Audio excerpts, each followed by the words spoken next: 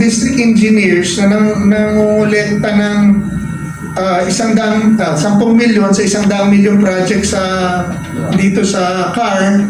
Tapos yung isa kong whistleblower, pinagdala ko ng body cam, inilatag yung 4 milyong piso sa lamesa ng DE para makuha yung project dito po sa Pasig. In-expose ko po kaagad yun.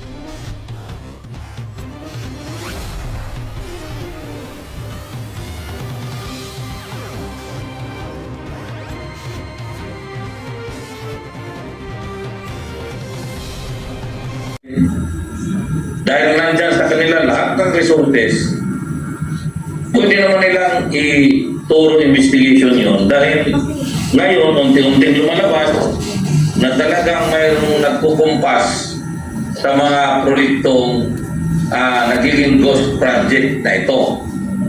So, kasi kung hindi ito bibiglisan, sa ngayon, sa assessment namin dito sa ground, nakikita namin ang impact. Ano yung marami tayong mga in terms sa transportation na lang. Titignan ko.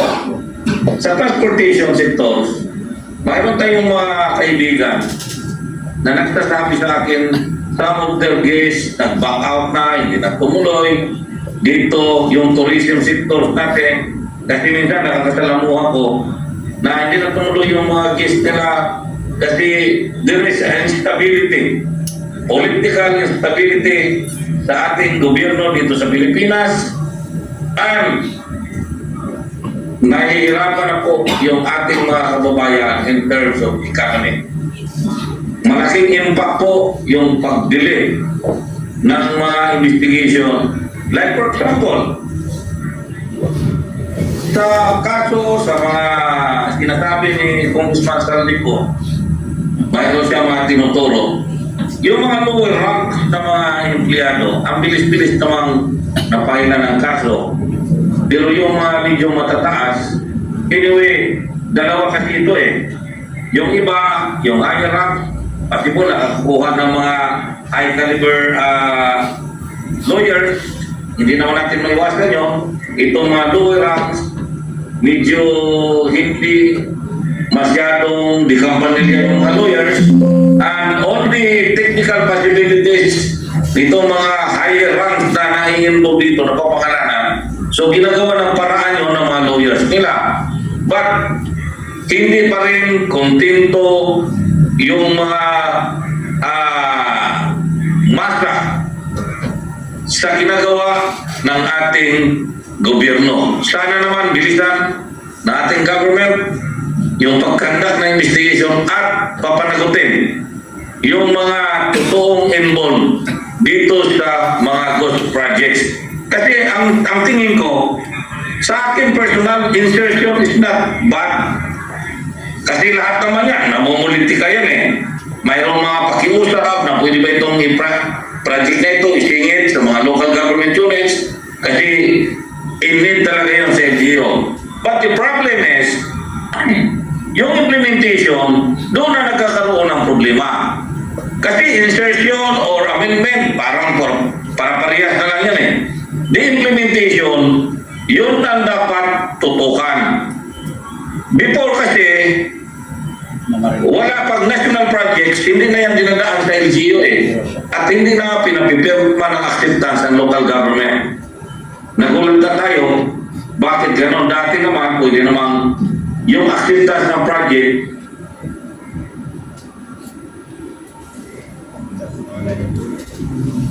yun, I don't know what is the circular that was being issued by the Department of Public Works and Highways, bakit inalis yun? So totally mayroon na silang magagawang kamalagaan dahil hindi naman pinapadaan yung acceptance sa local government unit.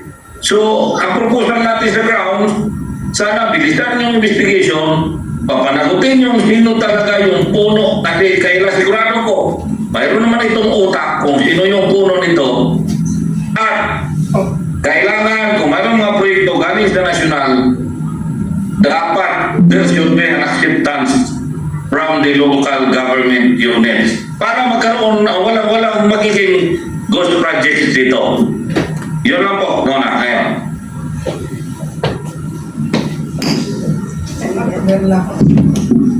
Sir, just clarificatory statement lang po.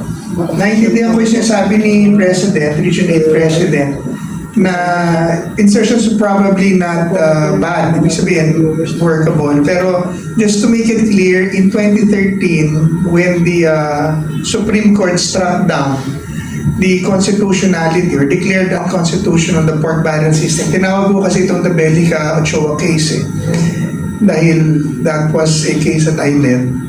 Insertions were declared unconstitutional kasi sinabi ho ng Korte Suprema na hindi trabaho ng kongresista o ng kongreso ang mamili ng project. Ito ay trabaho ng executive department. So, one of the basic and fundamental concepts that the Supreme Court delved on there is a separation of power. Kailangan paghiwalayin mo yung kapangyarihan at yung function, executive at legislative departments para hindi mag-collude at mag-redound to corruption. So, Congress is empowered to approve and appropriate budgets, but it has no power but the power to choose the project belongs to the executive. So, nagiging problema ngayon, kaya lumaki ang pork barrel natin, naging allocable at saka non-allocable, is that dun pa lamang sa NEP, and this was revealed by many congressmen already, na dun pa lamang sa NEP, nakikialam na, sinabi ni Cabal to, ni Yusek Cabral, Yusek Cabral ng DPWH, na dun pala sa ni Tito Soto, ni Ping Lacson, sinabi rin nila yan, nagsisingit na ng mga proyekto yung mga legislators, congressmen or senators. Doon pa lamang sa NEP, kunyari sa DPWH, na nagpapasa ng kanilang proposal sa DBM, sinapasok na nila yung mga, akin to tulay na to, akin to flood control na to. Yung akin po na yon, kanya rin yung contractor. So pag lumabas po sa GAA yun, i-advance na niya ang contractor. So yung contractor, kaya hindi diskaya, mangungutang na ng pera sa bangko yan, tapos ibibigay na. Yun na po yung billion-billion na allocable.